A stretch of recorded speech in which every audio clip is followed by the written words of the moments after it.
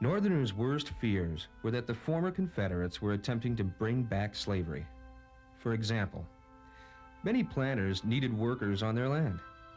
Often, blacks were offered the job to farm the planters' land in exchange for a small share of the harvested crop. This type of work was called sharecropping.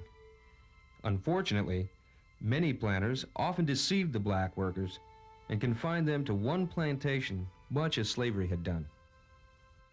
In the South, from 1865 to 1866, laws called the Black Codes were made specifically to keep blacks from being free. Many communities required blacks to be off the streets by a specified hour. Other communities required special permission from their employer to enter a town. And often, blacks were not allowed to handle firearms or other weapons. The Black Codes passed by the Southerners convinced the radical Republicans in Congress that the Lincoln-Johnson plan did not help blacks. Congress challenged the president's policy and promoted their own Reconstruction laws. In 1865, the 13th Amendment to the Constitution was passed, prohibiting slavery in the United States.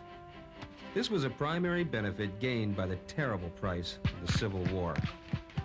In 1866, Congress passed the 14th Amendment, guaranteeing federal citizenship to blacks.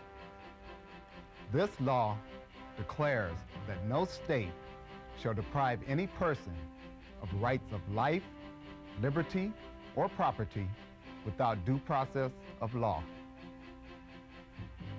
Overall, the members of Congress believed that their Reconstruction plan, not the president's, could solve the problems of the South.